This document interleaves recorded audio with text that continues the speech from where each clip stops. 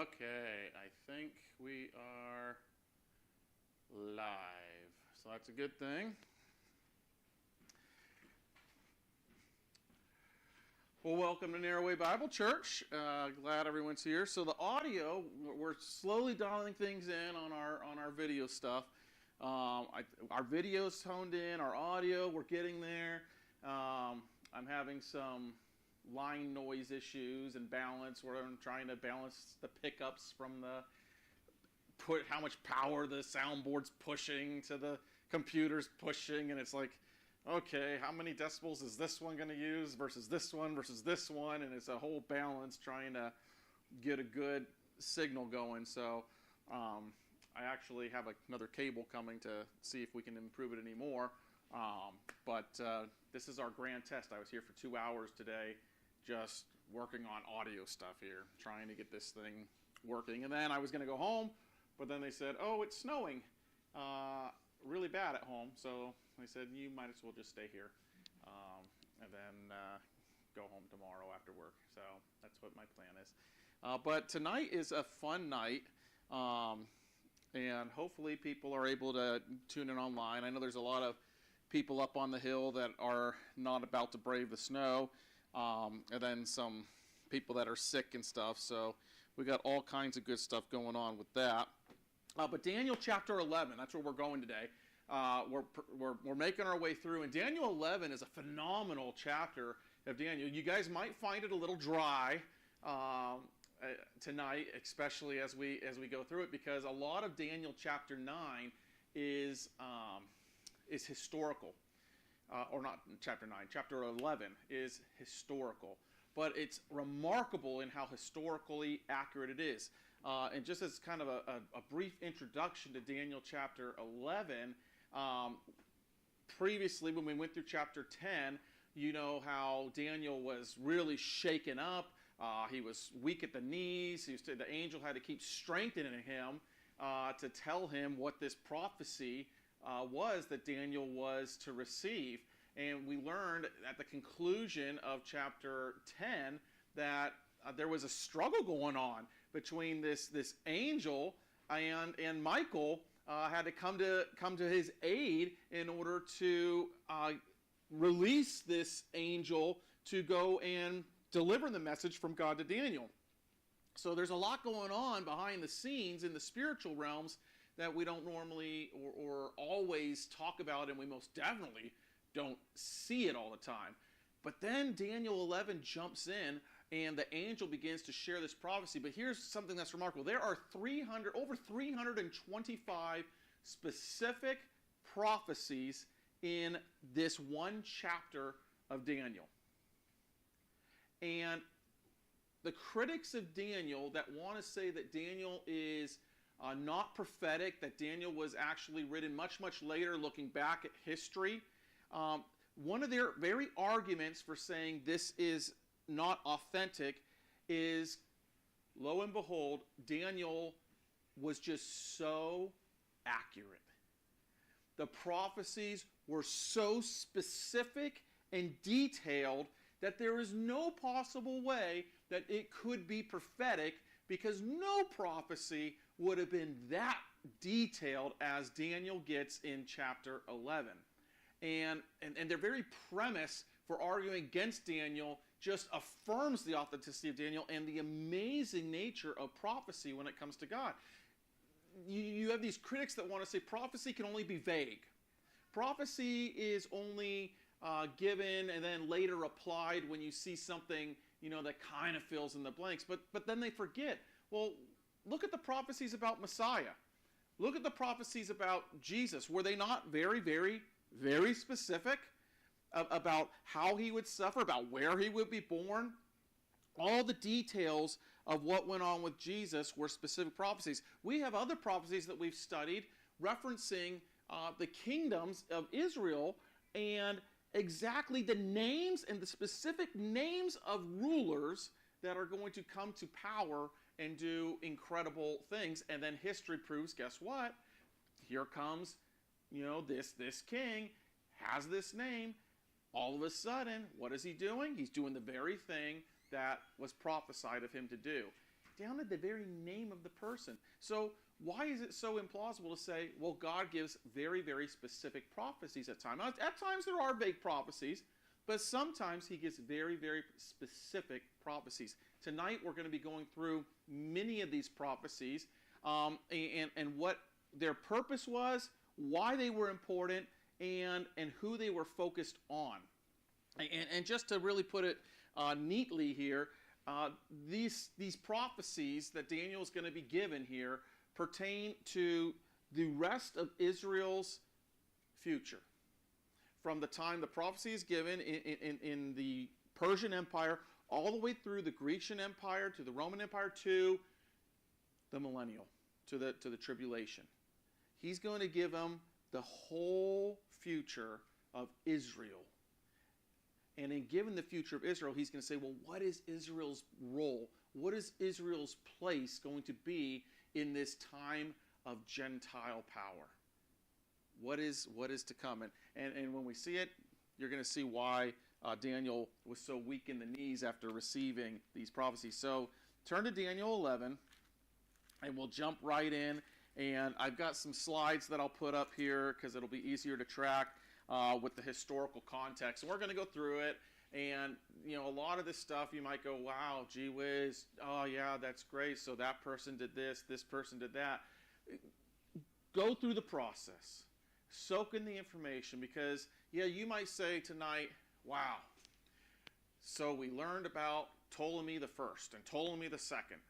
And we learned about Alexander, and we learned about all of these Persian kings and Xerxes, and we learned about these Grecian kings and what they did in history.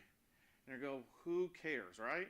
You know, that's how I kind of feel when I go to history classes sometimes. It's like, why do I care about this guy and what he did? Well, it lays a premise. One, it establishes truth, right? We don't use history to prove the Bible. Bible proves history, right?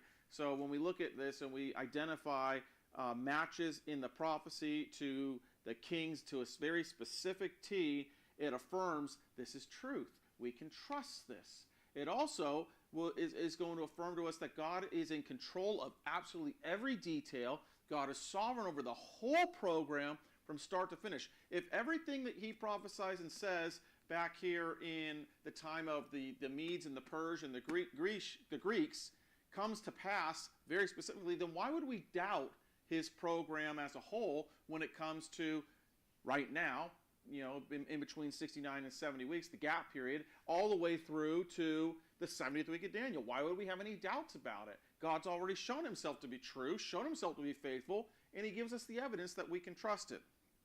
So we jump right in.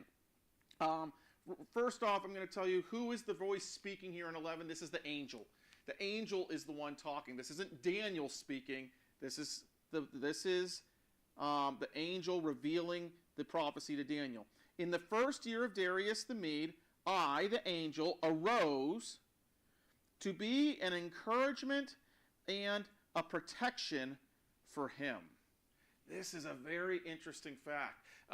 Mike kind of talked on this a little bit last time we met with Daniel chapter 10, saying, who is this spiritual angel? What was he doing? What was he standing up? Why was he having to position himself? What was Satan trying to accomplish? See, God had a program. God had a plan. And Satan was trying to subvert this plan, send these enemy armies sooner than they were supposed to be there to change the whole program. And what did this angel do? This angel's waging war against these spiritual forces, holding back these empires because it's not yet their time. So this angel says when Darius, first year of Darius, he rises up to give encouragement to who? To Daniel? No, to Darius. To give encouragement to Darius and to give protection for him because the time is not yet. Verse 2, now I will tell you the truth. Behold, 3 more kings are going to arise in Persia. Then a fourth will gain far more riches than all of them. As soon as he becomes strong through his riches, he will arouse the whole empire against the realm of Greece. So let's move to our first slide here. There we go. So this is the panorama world leaders here. You have the king of Persia, and you have the first verse here. There are 3 more kings are going to arise in Persia. And this is a nice little neat spreadsheet here, and we can identify right away these 3 kings of the Persians. You have Cambyses, Pseudo-Smyrnus, and Darius the First as the 3 more kings. But that's not the big kicker. It's the 4th one that comes up. This 4th one that's going to be far richer than all of them, and he's going to stir up all against the kingdom of Greece. We find the fulfillment of that 4th king in Xerxes. Does Xerxes, that name sound familiar at all? King Xerxes, King Artaxerxes? What book of the Bible? Esther. This is the same king that was ruling during the time of Esther. And in fact, it's very interesting to consider that you have King Xerxes. He stirs up the kingdom of Greece. History records these 3 kings reigning in Persia, and then Xerxes, the more powerful, he turns his eye to the west and he attacks Greece. This was the beginning of the end of the Persian Empire when he did that, because he became such a stench to the Grecians. How dare he attack them, that they turn and they're pushing him back. He's unsuccessful historically in conquering or defeating the Greeks, and instead this rising up, they come to hate him. So you have him, history records more than likely he has returned, and then after his return to his own kingdom, we have the events that are recorded in detail in Esther regarding what King Xerxes accomplished and what he did. I'm going to pull up a couple different things because I have notes everywhere here, because this is a historical thing that we're dealing with.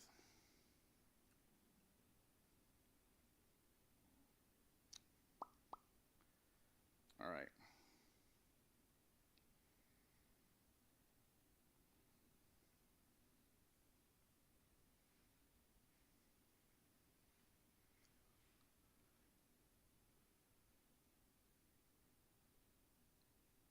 Okay, so some notes on here.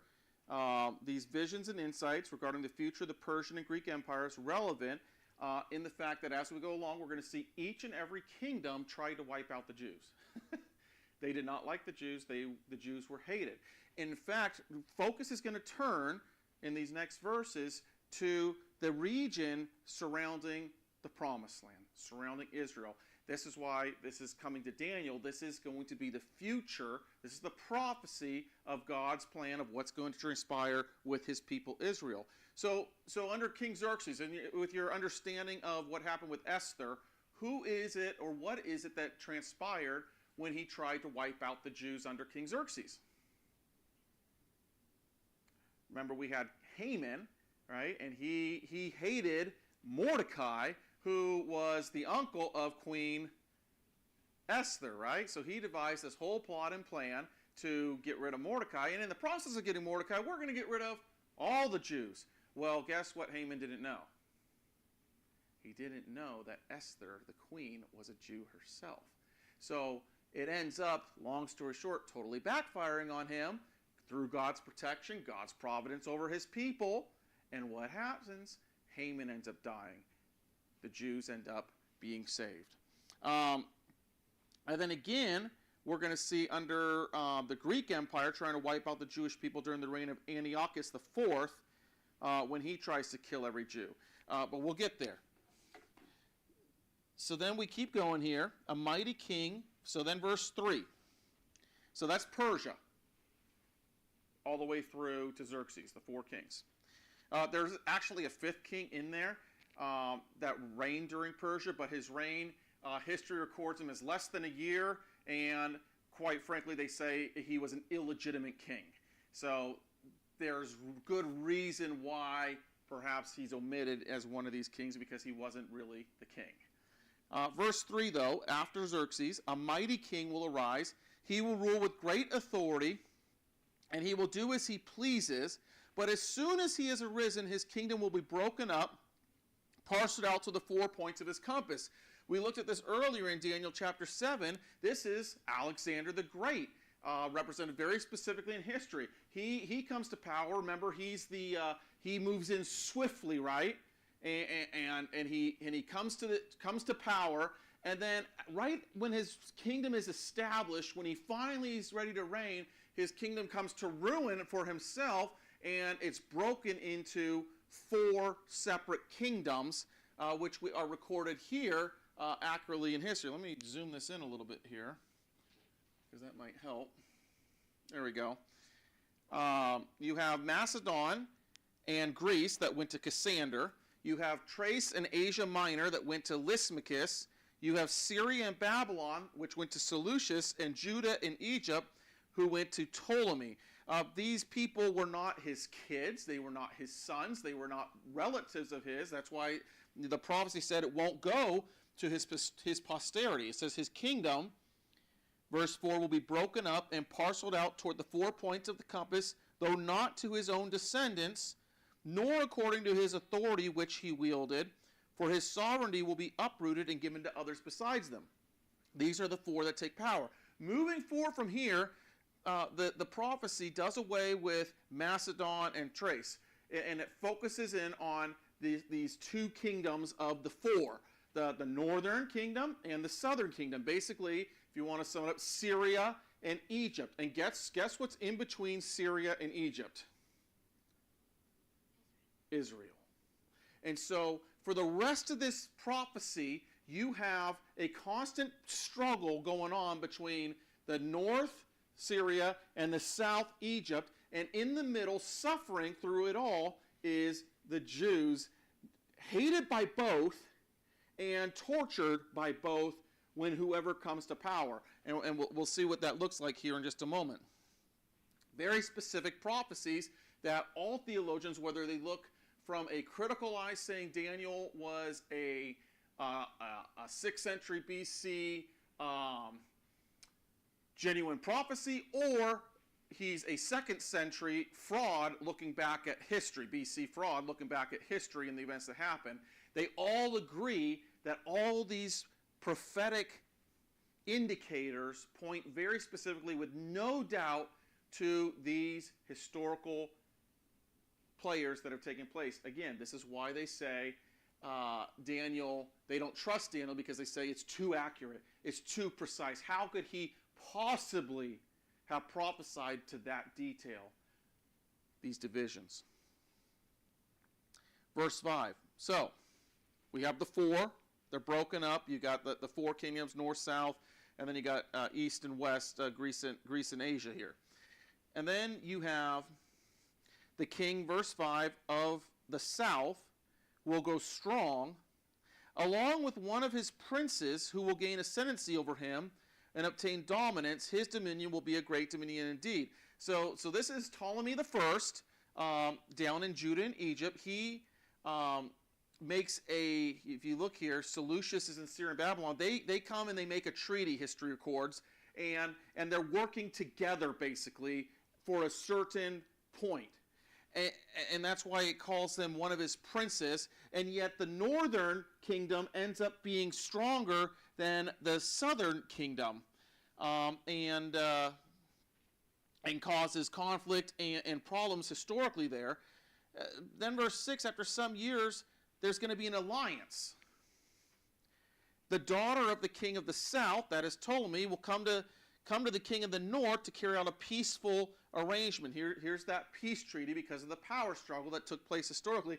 This is an interesting story. You have the king of the south, that is Ptolemy. He sends his daughter up to the king of the north, that is Ptolemy II, sending his daughter Bernice to marry Antiochus II. There's a problem. Antiochus II is already married.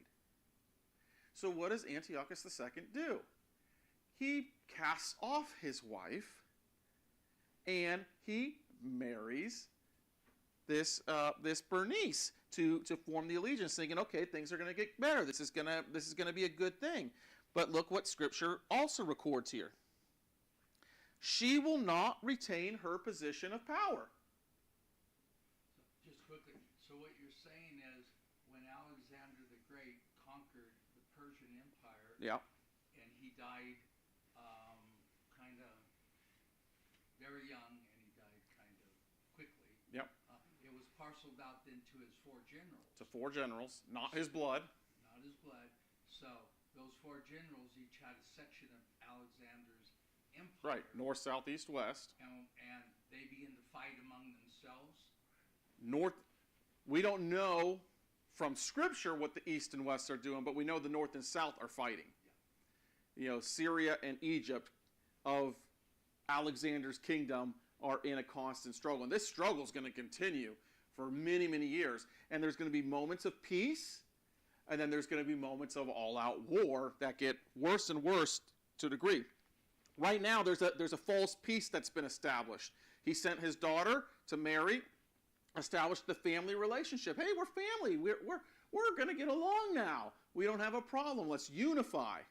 Well, it doesn't work out. It says she's not going to retain her position of power, nor will he remain with his power, but she will be given up along with those who brought her in and the one who sired her, as well as he who supported her in those times. In other words, her dad, who's that? Ptolemy II, and Antiochus himself. They're all going to get killed in the long run. And guess who they're going to get killed at the hand of? The ex-wife. She's coming in, and she comes back, and Bernice dies, right? She gets killed. So now that Bernice is killed, ex-wife comes back to her husband. Well, he thinks they're all good. She's like, no, we're not all good. She poisons him. After she poisons her husband, she also kills their unborn child, but not hers, but the other woman's child that he was having with her. And then they go down and they kill her dad, who gave her the dad of the, what do we want to call her? The harlot, basically, that was given as to take the place of the wife. That whole family line, Laodicea is having a fun time eliminating them all. But one of the descendants of her line arises in his place. So, yeah, go ahead. It's quite interesting that of the 4 kingdoms that followed down through Rome, you had Babylon, then you had Persia, and now we have Greece. But Greece really didn't. When Alexander died, Greece was a big chunk of dirt there, and then it was quickly parceled into 4 parcels with right. 4 generals, and then all the details of those details were absent in Persia. They were absent in Rome. And have you thought, why all these fine-tuned details to do with Greece by themselves? I mean, that's right. a question we should all. And the main answer I have to that is it's all of them, but we're paying specific attention to those that are impacting Israel. So you have Persia, and there's some history there. Okay, what are the kings that attacked Israel there? You had Xerxes, and he attacked Israel. Now we move on to the Greek Empire, and what are they focused? They don't care about the East and the West so much. What do they focus in on? The players that are affecting Israel, that are attacking Israel, and what their role is with Israel. Because this prophecy to Daniel is, hey, what is to become of my people? What is to become of Israel?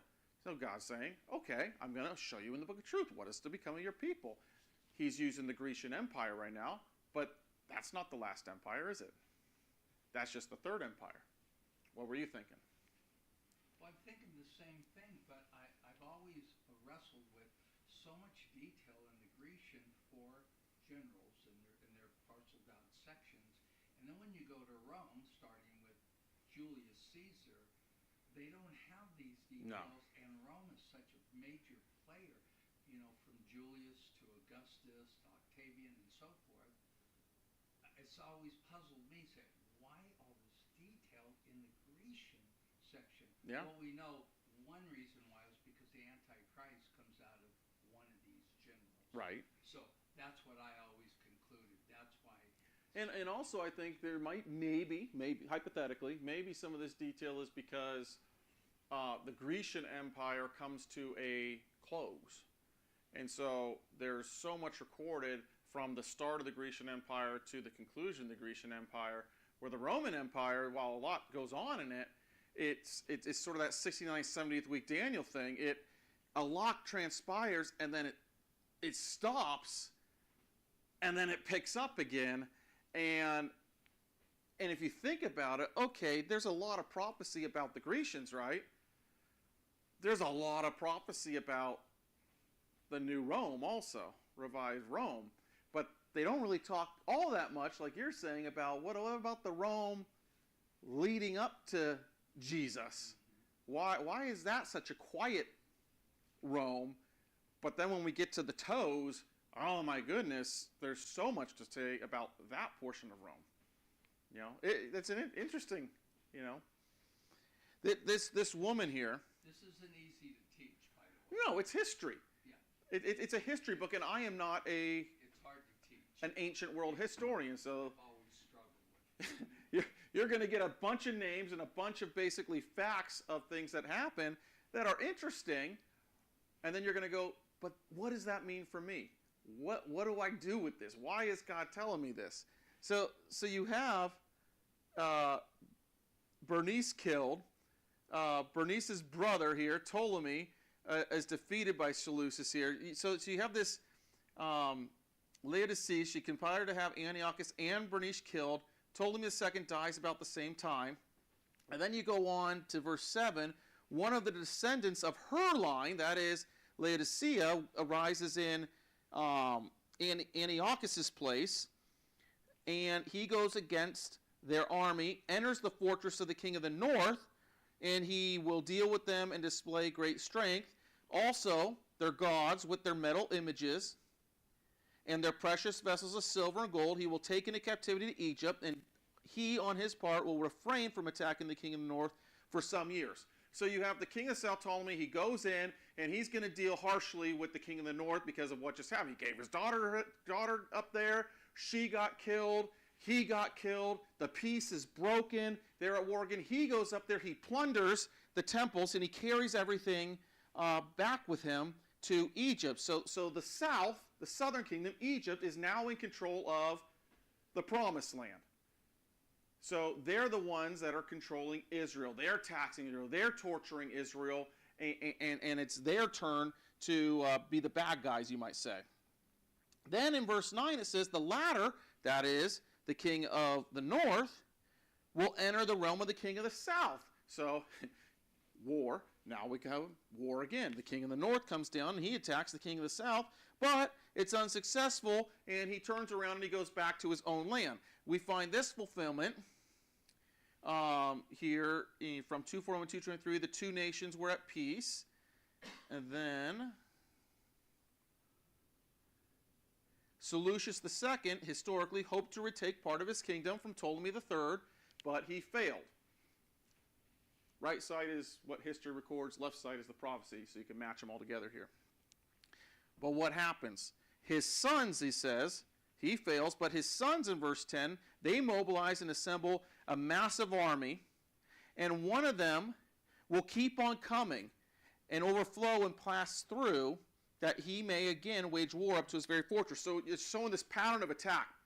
One of his sons, this son goes in, he's not said, the next son's going, the next son, and it's a continuous onslaught from the north on the south until they were able to break through. Antiochus III the Great, he recaptures territory in Phoenicia from Ptolemy IV when he goes in and he breaks through. So now, who's in control of the promised land again? Now the north is in charge of the promised land. They took it back from the south. Well, guess what happens? Then it says the king of the south, verse 11, he gets enraged. How dare you come? How dare you take territory away? And he goes out, and he goes and he fights with the king of the north. And then the latter will raise a great multitude, but that multitude will be given into the hand of the former. In other words, the southern king, he raised up an army, a multitude, to fight the multitude that was coming from the north, from all his sons. His multitude is victorious over the North's multitude, swallows up the North's multitude, and we'll see he gets this haughty mindset out of it here in Ptolemy 4. The king of the south moves with rage. Ptolemy 4 was defeated.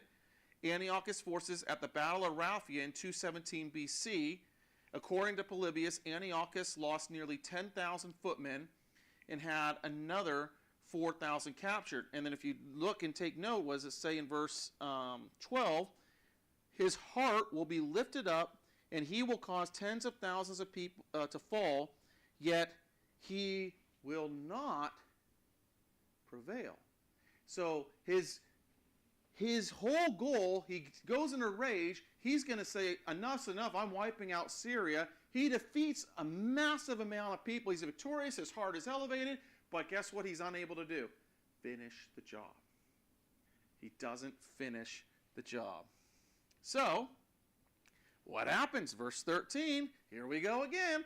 The king of the north again raises a greater multitude than the first multitude, and after an interval of some years, he will press on with a great army and much equipment. This took place. Antiochus launched a second invasion of the coastal region of Syria following the death of Ptolemy IV.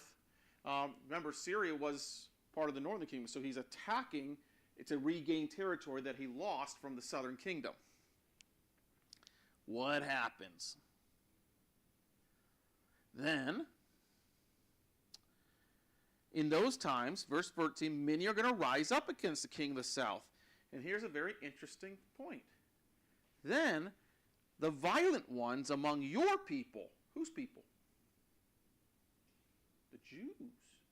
The violent ones, other translations interpret it, the robbers, the thieves, the criminals amongst your own people, the Jews, they take sides with the king of the north, saying, hey, we're going to cast our lots with the king of the north, and we're going to go ahead and defeat this king of the south here. And among your people, they will also lift themselves up in order to fulfill the vision, but they will what? Ultimately fail. They fall down. Well, here's what history records. History records the Jews standing up to fight with the king of the north. It helps the king of the north overcome the king of the south here in verse 15. But what ends up happening isn't what they thought. Instead, the king of the north, you think he likes the Jews? He doesn't like the Jews. That's great, you fight for me, but I'm going to turn on you, and I'm going to unleash my rage and my anger on you as I go through the land. So they hoped to have an ally in the king of the north, and they chose poorly. He's not for them. He takes their help, but he's still against them ultimately. Verse 15, then the king of the north will come, cast up a siege ramp, and capture a well-fortified city, and the forces of the south will not stand their ground, not even their choicest troops, for there will be no strength to make a stand. But he who comes against him will do as he pleases, and no one will be able to withstand him. He will also stay for a time in the beautiful land with destruction in his hand. The beautiful land is the promised land, Israel, and he's not going to be there for good. He's going to be there to harm Israel. The northern kingdom is going to be a harm to them. Following the Battle of Peneus in 198 BC, Antiochus from the north controlled the promised land. And it says he has destruction in his hand. Verse 17, he sets his face to come with the power of his whole kingdom, to bring with him a proposal of peace, which he will put into effect. He will also give him the daughter of women to ruin it. So he says, I'm going to make peace with my southern neighbor, and I'm going to give my southern neighbor my daughter to marry. That's Cleopatra, history records, not the famous Cleopatra that movies are made of, but this is predates that Cleopatra. And he goes, That way, I'll have control over this southern kingdom. I'm going to conquer them from within through basically attrition, through family links. Problem, Cleopatra, well, she doesn't do what her daddy wanted her to do. She actually sides and has loyalty to who? The guy she married in the south. So his whole plan to ruin the kingdom of the south by sending his daughter there backfires on him, and it doesn't quite happen that way. She will not take a stand for him or be on his side. That is the king of the north. Then he will turn his face to the coastlands and capture many, but a commander will put a stop to his scorn against him. Moreover, he will repay him for his scorn. So Antiochus, it says here, he attacked Asia Minor and Greece, but now who's on the scene? Who's the kingdom that's up and coming now? Rome.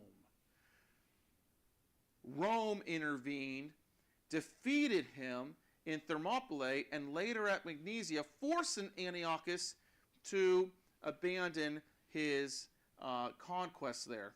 Let me just make sure here. Yeah, that's coming still. So Rome intervenes and pushes back and keeps him from conquering further to the west. Remember, he moved to the coast. He was starting to head west towards Greece. Rome intervenes. And so it forces him back. Where are we at? Verse 18. And will pay him for his scorn. So he will turn his face toward the fortress of his own land. That is, this king, he goes to Babylon and raids a Babylonian temple.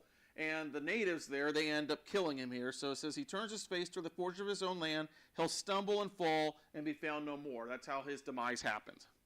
Then in his place one will arise who will send an oppressor through the jewel of his kingdom. Yet within a few days he will be shattered, though neither in anger nor in battle. So basically what ends up happening with this guy,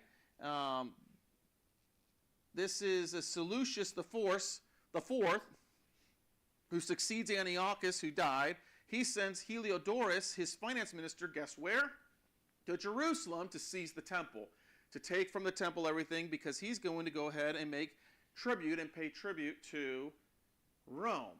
Well, that didn't go well for him. The people rise up and he's assassinated, and that quickly comes to an end. Here comes the important guy. Well, they're all important, but the real important guy. Antiochus IV Epiphanes. It says he will, where are we at here? Verse 21. In his place, a despicable person will arise, on whom the honor of kingship has not been conferred. He will come in a time of tranquility and seize the kingdom by intrigue. The way history accords Antiochus IV taking power wasn't through waging war. He took power by suave talk, by making treaties, allegiance, by buying off partners to help him along the way. He spends money and he buys his way into control of the kingdom here. The overflowing forces will be flooded away before him and shattered, and also the Prince of the Covenant. This is in reference to the Antiochus Epiphanes. He goes into Jerusalem, goes to the temple, and he has the high priest killed. So he eliminates the high priest, who is also referred to as the Prince of the Covenant, the high priest of Israel. After an alliance is made with him, he will practice deception, false peaces. He will go up and gain power with a small force of people. In a time of tranquility, he will enter the richest parts of the realm, and he'll accomplish what his fathers never did, nor his ancestors. He'll distribute plunder, bounty, possessions among them. He'll devise his schemes against strongholds, but only for a time. Again, he reigns through the power of possessions, material wealth, flatteries, money. Interestingly, it says, following the death of Seleucus, his brother Antiochus seizes the throne with the help of the king of Pergamum. He makes an alliance. The new king takes the name Antiochus IV, which means glorious. He was a very humble person. The Jewish high priest was Ananias, that he had killed. Antiochus took advantage of a power struggle in Egypt, sided with Ptolemy VI, Philometor, in a way that helped him consolidate his power. Unlike his predecessors, Antiochus used his wealth to buy the favor. His ultimate goal, though, in verse 25, is to take Egypt, the south. Remember, he's the northern kingdom. He wants to get rid of that southern kingdom. They're always at war here. He will stir up his strength and courage against the king of the south with a large army. So the king of the south mobilizes an extremely large and mighty army for war, but he will not stand, for schemes will be devised against him. The Egyptians kept trying to defeat him in battle, but they failed. The king of the south could not overcome Antiochus. Go ahead. I think one more thing you want. Go for it. Want to add in, and I know you know this. A lot of Bible scholars, and you already know this, is the Antichrist. Right. They feel the Antichrist starts in verse 20. Correct. And or Antiochus Epiphanes. But it's going to fall apart. Yeah. Right. Do you think it'll fall apart? It does fall apart, and we're going to get to that. In verse... Just so everyone knows, there's a lot of scholars that think... Verse... So yes, you have a lot of scholars that want to say Antiochus Epiphanes is the one who makes desolate. He is the one who takes his seat. But when we get to verse 36, that's all going to fall apart. And even for them, they say it falls apart. But they're trying to link things from 25 on to Antichrist and what Revelation says. But we're talking about two different people here, and we're going to see why.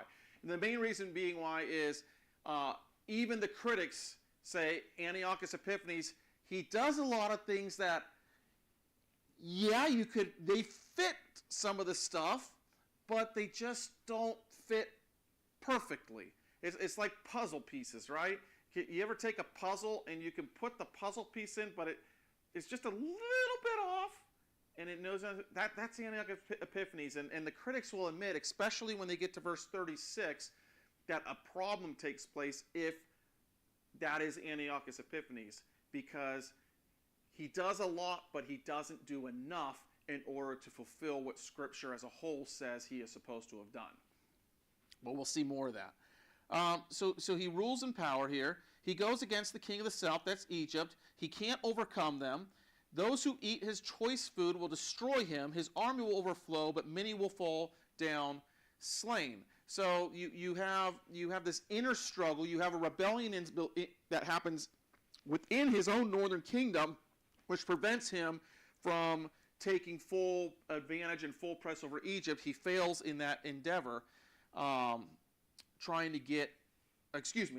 Egypt fails in trying to hold him off. So he comes in, and now Antiochus Epiphanes is in control again of the Holy Land.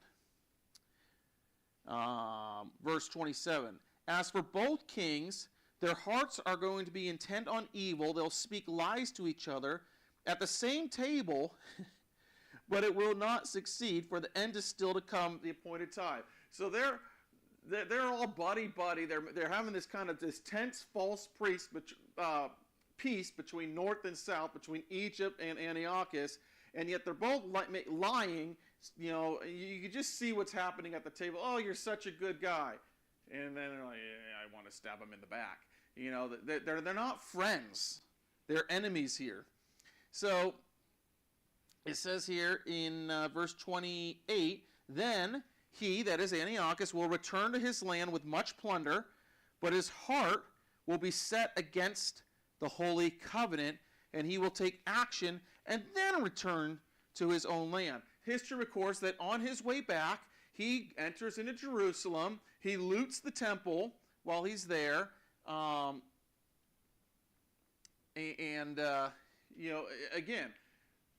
who's the friend of the Jews? Nobody. Nobody is the friend of the Jews during this time. Whether it's north or south, they both can't stand him, and they both attack him, and here's God's people stuck in the middle. Why is God's people stuck in the middle here?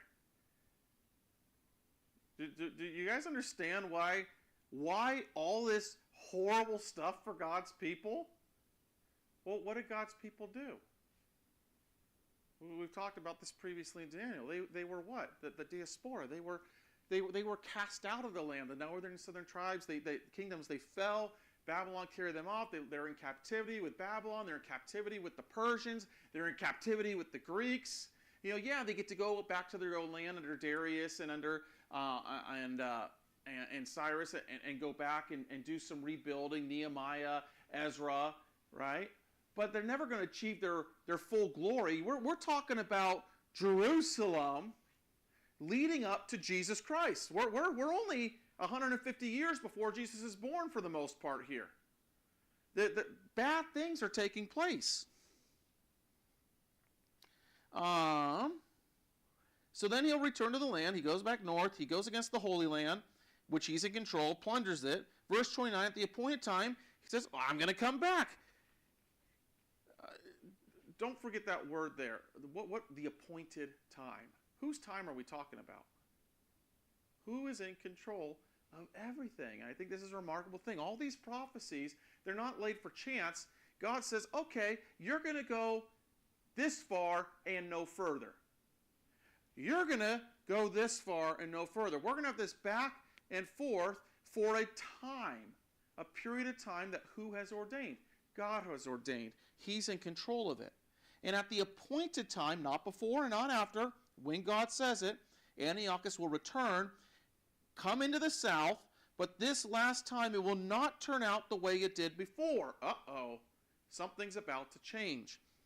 For ships of Kittim will come against him. This is a famous battle that's recorded in history where the naval forces of Antiochus Epiphanes come against the naval forces of Rome, who comes to the aid of the southern kingdom here. And therefore, he will be disheartened. He'll return and become enraged at those Jews again. He's enraged at the Holy Covenant, and he takes action. So he will come back and show regard for those who forsake the Holy Covenant. What history records him doing here, why some people believe that he is the Antichrist is because history records him going into the temple. He desolates the temple here, and then he erects an image, a desolate. In fact, we'll read it here in this next verse. Forces from him will arise. They'll desecrate the sanctuary fortress, that is Jerusalem, the temple. They'll do away with the sacrifice. They will set up the abomination of desolation. Ooh, what kind of a word is that? We see this word come again into play later, right? But this abomination of desolation is not the abomination of desolation that Jesus is referring to later. This is a foreshadowing.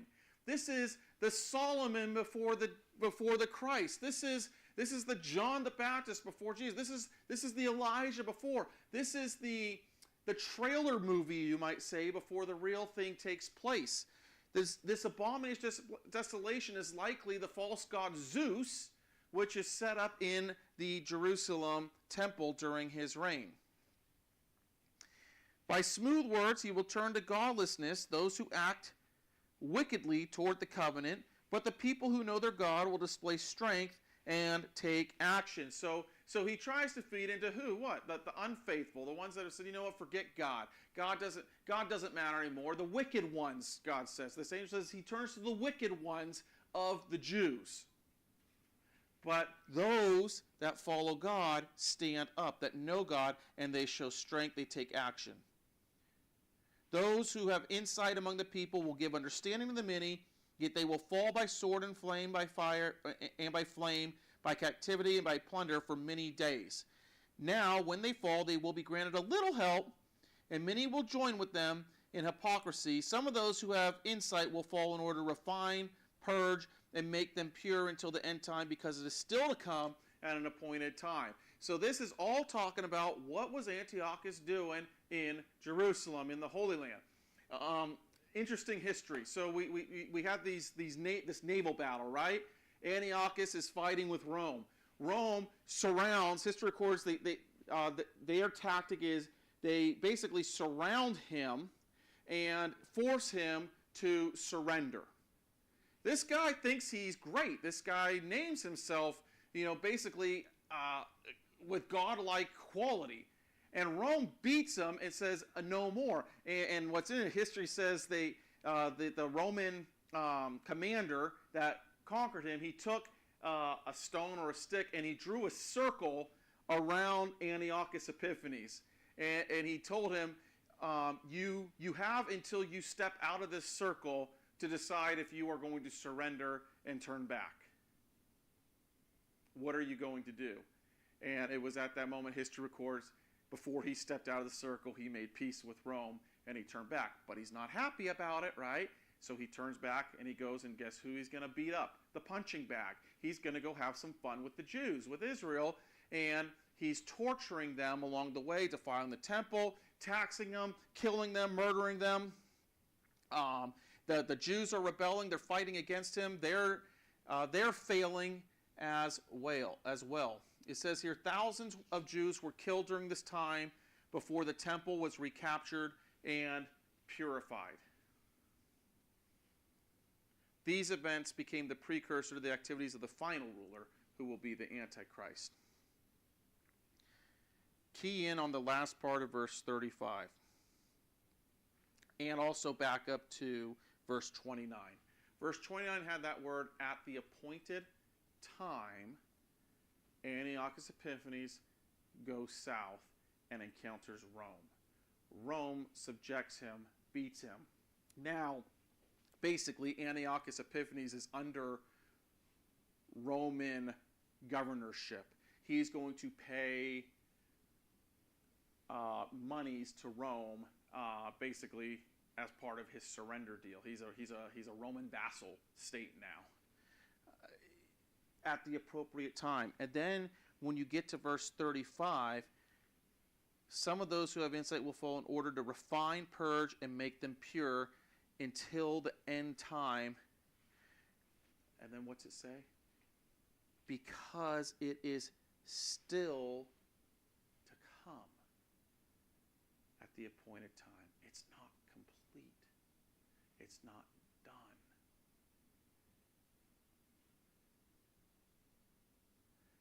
You have a lot of critics, a lot of theologians that want to say Antiochus Epiphanes was the fulfillment of Antichrist, Revelation, the whole 9 yards, and that's why they take this all-millennialist view that no, this has already taken place, this has already happened, and yet it's not done, because if you look at these prophecies in Thessalonians that we went over, what was it that Paul said? We talked about this on the last couple Sundays.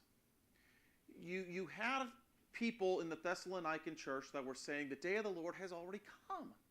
And they were forging Paul's instructions. They were forging letters from Paul to the church at Thessalonica saying the day of the Lord has come already. You missed it. And then Paul writes them and goes, the day of the Lord, don't pay any attention to those that are saying the day of the Lord has come. The day of the Lord will not come until what? And we've talked about that many times, right? What this whole gap in the 70th week of Daniel, the day of the Lord referring to the 70th week of Daniel beyond the gap before that, 69 and prior, what we're looking at right now. He says the day of the Lord will not come until what? The man of lawlessness is revealed. You have the Holy Spirit taken out. You have Israel in their land. You have things that have to take place. Jesus said in Matthew that a future abomination of desolation is going to take his seat in the temple. Things to come, not things that have already taken place. It would be impossible for Antiochus Epiphanes to have completed these things when historically Daniel is recording these events, whether it be 6th century or 2nd century, depending if you don't believe him or you do believe him. And he's saying there's an abomination of desolation here in Antiochus Epiphanes, right? And then Jesus, years later, goes, the abomination of desolation hasn't taken his seat yet. It's someone else. It's not Antiochus Epiphanes. 36 is where we take a shift. And this is where it doesn't matter if you're a critic or you're a conservative theologian, even the critics that want to tag and tie it down to Antiochus Epiphanes, look at the events from 36 on, and they go, there is no historical fulfillment of prophecy in 36 on ever recorded. The events that are described in 36 forward have no fulfillment in Antiochus Epiphanes. It has to be a future, unfulfilled event still to take place. Then the king, not Antiochus Epiphanes, another king, will do as he pleases, and he will exalt and magnify himself above every god, and will speak monstrous things against the God of gods, and he will prosper until the indignation is finished. You see, there's another king. This is after Antiochus Epiphanes. It says he's going to exalt, magnify above every god, will speak monstrous things against the God of gods, and will prosper until the indignation is finished, for that which is decreed will be done. God's faithful, it will come to pass. Interesting. There's some debate as to who this is talking about here. He'll show no regard for the God of his fathers, verse 37. Some people have taken that, and it could be, to say, okay, this king, this Antichrist that is still to come, is going to come from Jewish origin because of this phrase, the God of their fathers. Is it possible? Yes, except that word God is not Yahweh, God of, the God Yahweh of my fathers. It's the word Elohim, which is also used of little g gods, not just the God Yahweh. Daniel, in this prophecy, excludes putting the name of Yahweh in there and just uses the general term Elohim. So it is also quite plausible that this, especially knowing the character of this next king in verse 36, that he's elevating himself against, above every other god and against the God of gods, that in verse 37, for him to show no regard for the God of his fathers, Yahweh, really is in keeping with the fact that he doesn't see Yahweh as God. He himself is God. He doesn't show regard for whether it be his Roman or Grecian gods, the pantheon of gods that he is serving, or Yahweh God. It's not specific, so it's very plausible that it's just he has no regard for any gods. Why? Because he himself thinks himself to be God. No regard for the gods of his fathers or for the desire of women. Two ways to look at this. Some people have looked at it and go, okay, he's going to be gay. He's going to be a homosexual. He has no regard for the desire of women. Another interpretation, and that's a very plausible interpretation. He's going to be, you imagine, he's going to be of Jewish origin and he's going to be gay. Plausible. Or he's going to be Grecian origin, Roman origin, no regard for pantheon gods, and this desire of women. If you were talking to an audience or a room full of Hebrew women, of Jewish women, the desire of women leading up to the time of Messiah, the prophecy of Messiah, is to be the birther, the mother of Messiah. So some theologians have said this lack of desire of women is the desire of women to usher in the Messiah, to usher in the time of renewing. So, in other words, he has no regard for any gods, and he especially despises and has no regard for the messianic prophecies or the messianic program in the desire of women. You could take it either way. He's either a gay Jew or he's not a Jew and he's totally against the Messiah. Either one works. Be on the lookout. Nor will he show regard for any other god, not just the gods of his fathers, but for any gods, for he will magnify himself above them all. Verse 38, instead, he will honor a god of fortresses. What is this god of fortresses? Okay. He already has said he doesn't respect any gods, right? So he's not talking about a supernatural god. He's talking about what?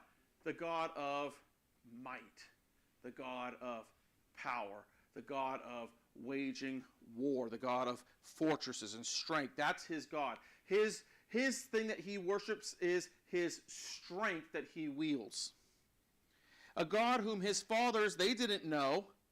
He will honor him with gold, silver, costly stones, and treasures. In other words, as he conquests, he's going to continue to feed this power lust that he has with all the bounty that he takes home from all his conquerings. It says, verse 39, he will take action against the strongest of fortresses with the help of a foreign god.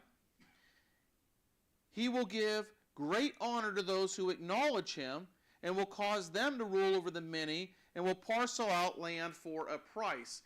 This is likely in reference to the 10 kings that will reign alongside him initially, where in exchange for their loyalty as they reign with him, he's dividing his kingdom to these sub-governorships that we read about in Revelation. Verse 40, at the end time, the king of the south will collide with him, and the king of the north will storm against him with chariots, with horsemen, with many ships, and he will enter countries, overflow them, and pass through. This speaks of more than likely, some people have tried to find this fulfillment in Ezekiel's prophecies in 30, I think it's 37 through 39, but that time period is more of a time period of peace, where this time period is more of a time period after the 3.5-year peace is broken. So fast forward beyond Ezekiel to we're in the 3.5-year latter part of the tribulation time, and you have basically forces that are rising up within the world empires, the world kingdoms, that are actually resisting the power of Antichrist. And he wages war with these other nations, whether that be the indications here that it's not talking about Egypt, that it's more than likely talking about the armies of, a massive army coming up from Africa, and possibly the armies of the north being massive armies coming down from Russia, and they're coming down against the control and the reign of Antichrist, and he's going to fight, and guess what? He's Antichrist. He has all the power, and he has the help of Satan himself. He overthrows them all. He overcomes them all. They can't stand against them. And again, the God of the fortress is his power, and he goes in and overflows them. And then it says he will also enter the beautiful land, that is the promised land, and many countries will fall, but these will be rescued out of his aid. Edom and Moab, the foremost of the sons of Ammon, they will be rescued. That's an interesting thought when you look forward to the final battles that take place. Then he will stretch out his hand against other countries, and the land of Egypt will not escape. But he will gain control over the hidden treasures of gold and silver, over all the precious things of Egypt, and Libyans and Ethiopians will follow at his heels. But rumors from the east, this could possibly be one of the final judgments when the rivers are dried up to make way for the armies of the east to come. Rumors from the east and from the north disturb him. He goes forth with great wrath to destroy and annihilate many. What is the mindset of Antichrist? You look at it, he is a ruler of war. A ruler who rules in wrath and in rage, not in temperament. He's victorious. Verse 45 says he pitches his tents of his royal pavilion between the seas and the beautiful holy mountain. In other words, in Jerusalem, he sets up his capital here. Yet he will come to his end, and no one will help him. There's more details to come in chapter 12. He sets himself up, ruling, established in Jerusalem, and yet he will not stand. He will meet his end, but when? At the appointed time, and when he does, who's going to be there to die with him? No one's going to come to his rescue. He will come to an end on his own. We'll see more about that in chapter 12 as we go. Interesting things here. Such details in prophecy of these historical events that I am no historian. and yet you see line by line fulfillment as you go. And then you get to this Antiochus Epiphanes character who was a really bad guy, a really fierce guy, really did a lot of harm to the Jewish people, and yet he isn't the main attraction. He's the precursor to what is yet to come, which is going to be far worse. So if you want to look at history and go, well, what did Antiochus Epiphanes do to the Jews? Thousands upon thousands died. Abominations, desolations. And yet he's not the Antichrist. Something worse is yet to come. You get to 36, everyone agrees this is forward-looking, this is prophecy. There's three camps basically on 36 forward. Either one, it's all just a complete made-up story, a figment of imagination, but in order to do that, then those people have to discredit all of Daniel, and they're not willing to do that. Or they loosely try to tie things to Antiochus Epiphanes, but the puzzle pieces just don't fit right. Or third is this is referring to someone else, to a future kingdom that is not in view. I want to read you something that I found very interesting here.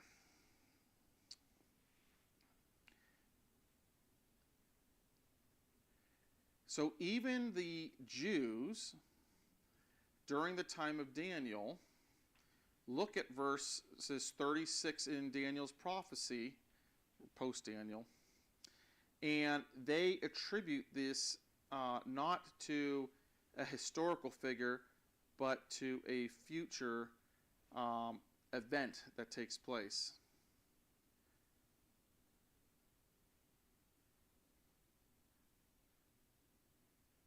If I can find it here.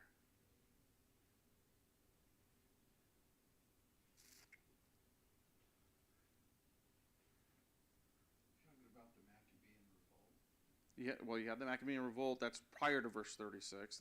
That's likely in 35.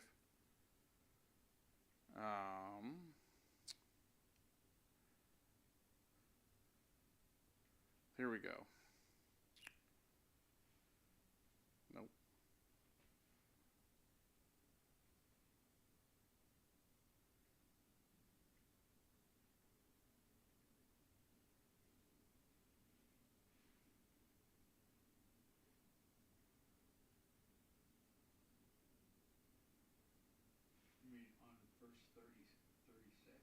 Starting in verse 36, yeah.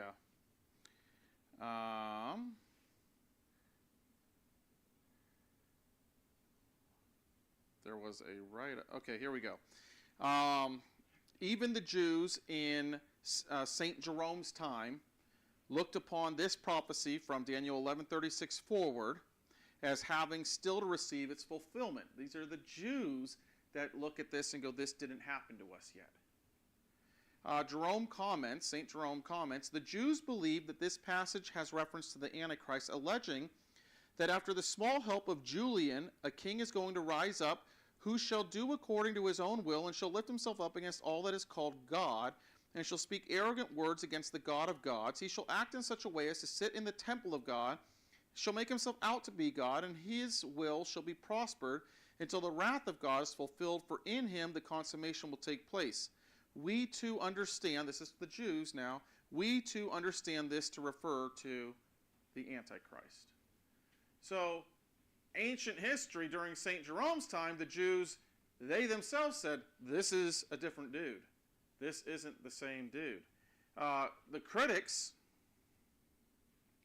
they follow the thesis either that Daniel 11:36-45 is a further historical prophetic account fulfilled in Antiochus Epiphanes. That's where we have problems. That it's plain fiction and doesn't correspond, and it's wishful thinking, or that it is genuine prophecy unfulfilled. Liberal critics, following the thesis that Daniel was written by a 2nd century writer, BC writer, almost uniformly argue that this section was fulfilled in the life and death of Antiochus Epiphanes. Even they, however, agree that this section is not nearly as accurate as the first 35 verses.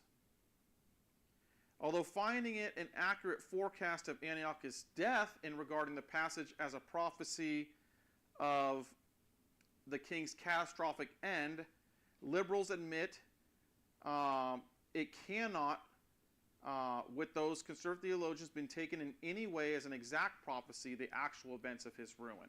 So they even say there's problems with it being an exact prophecy. The alleged final victorious war with Egypt, including the conquest of Cyrenaica and Ethiopia in the face of the power of Rome and the silence of secular history, is absolutely imaginary. Even liberal scholars who find the earlier section so remarkably accurate that they say it must be history rather than prophecy admit a sharp difference beginning in verse 36 as not corresponding to history. It is this reason as why conservative scholars have rejected the historical interpretation and with due regard to the inspiration of Scripture expect a future fulfillment. Second possibility being that it's fiction, doesn't have any premise because so much of it took place it wouldn't be considered fiction as a result of the historical fulfillments. And then looking forward to what conservative theologians want to say as far as it being a future fulfillment to another king, the conversation between the conservative camps is this the false prophet or is this the Antichrist? And when you look at the evidence of what is recorded in the prophecy, the false prophet doesn't quite live up to it. The only one that fulfills it all is the future Antichrist that is to still reign and take power.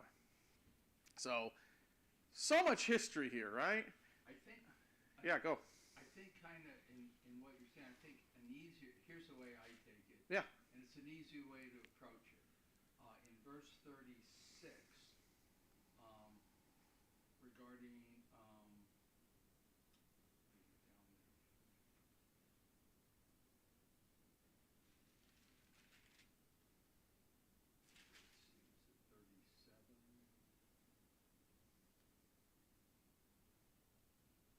What part? where the ships of Kittim.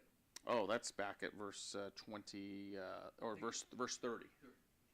So, if the ships are from Kittim are Roman ships coming against Antiochus Epiphanes, Mm-hmm. therefore he will be disturbed, return, and come in rage at the holy covenant and take action. So he will come back and show regard for those who forsake the holy covenant. Forces from him will arise, desecrate the temple.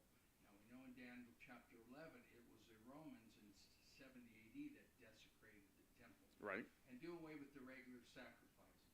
And they, the Romans, will set up the abomination of desolation.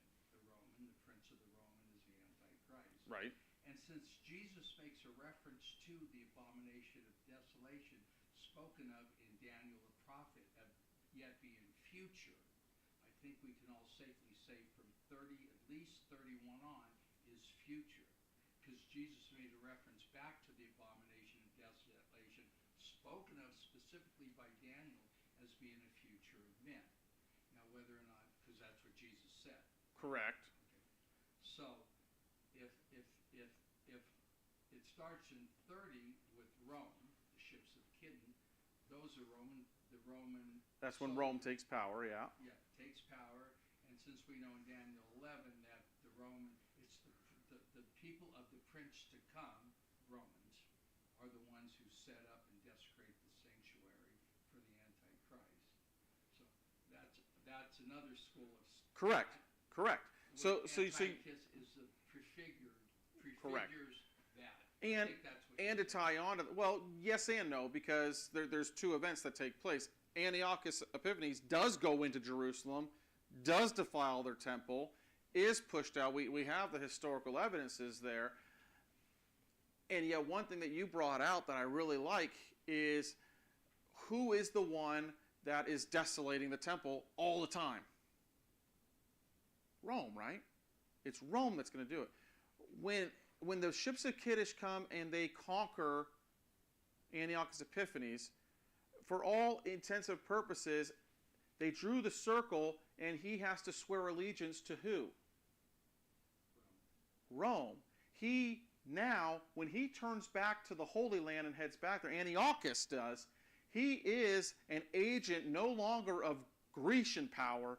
He is now an agent of Roman power. He is the last power, and he fell to Rome and became a vassal of Rome. So when he turned in rage and went against Jerusalem and went against the holy city, in all these precursors, he was also in a sense, Rome defiling, Rome attacking this final kingdom. You're seeing it usher in, you're seeing it come in. He does all these things. They call it an abomination. They call it an abomination of desolation, but how I look at it is, well, what was it that he did? Well, he abolished the evening and morning sacrifice, Antiochus did, and he sacrificed a pig on the altar, and then he went ahead and he set up a pagan image of Zeus in the temple in Jerusalem. This is all what Antiochus did. In a sense, the way my mind processes it is, I say the word God. Am I saying little G-O-D, or am I saying big G-O-D? This abomination of desolation that Antiochus put into play is the little, in my mind, the little abomination. It's the precursor. It's the appetizer to what is going to be finally fulfilled in the third temple all over again, when the third temple is what? Defiled, desolated, and he takes his seat in the temple, claiming himself to be God, and the abomination of desolation now is sitting in there. Now, what does the abomination of desolation mean? Who is the abomination of desolation? Well, we know that in the end times, the abomination of desolation is going to be who?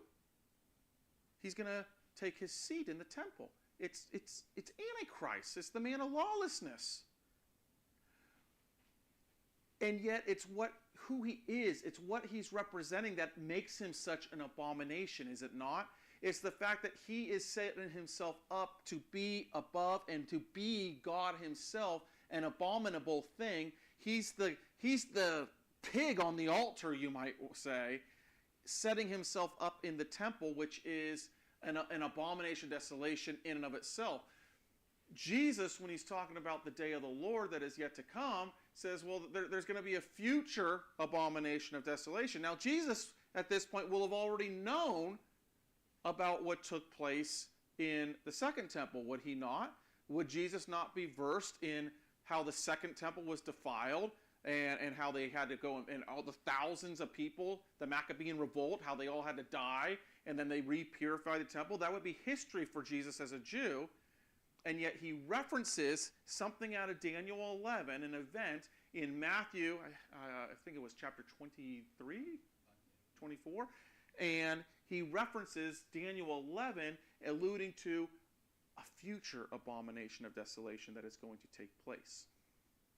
So, in a sense, I think you gave a lesson before on prophecy, how you have a prophecy fulfilled and then fulfilled again. You know, God says, we're going to do it here again. And it's kind of one of those things.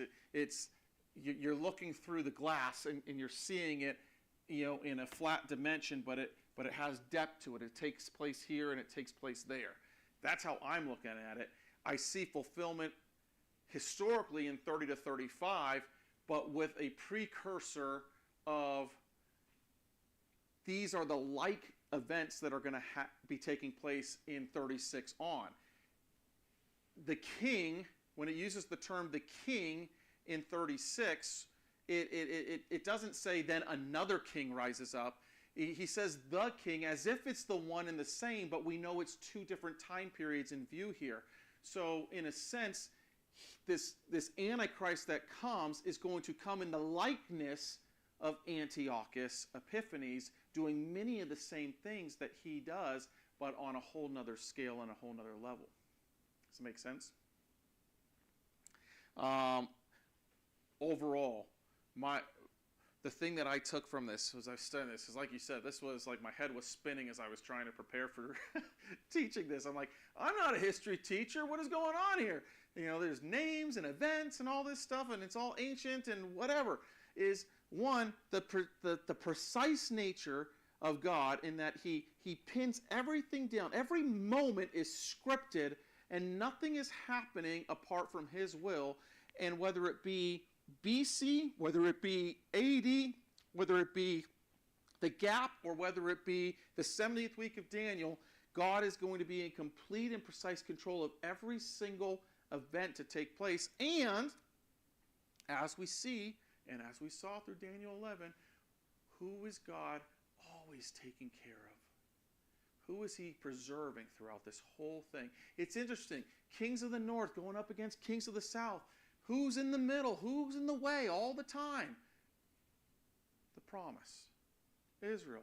And yet, you would think that they would just move in and just obliterate them, would they not?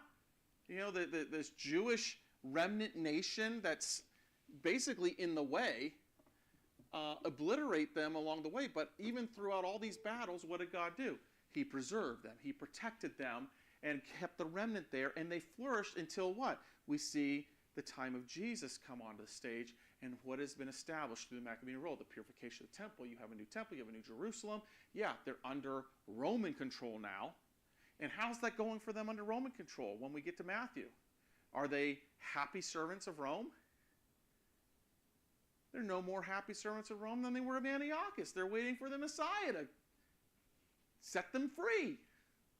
But it's a future freedom that is to come that they had their eyes on, and they missed when he did come. They didn't recognize him. He didn't come as they were expecting. That concludes Daniel 11 tonight. Does anyone have anything else to add to that all-exciting chapter? All right, let's pray. Lord, we thank you for this study. We thank you, Lord, for just the accuracy of your word, Lord. If there's any part of Scripture, Lord, where we're talking to somebody and they're doubting, did God really mean that? Did God really say that? We can go, well, look at this.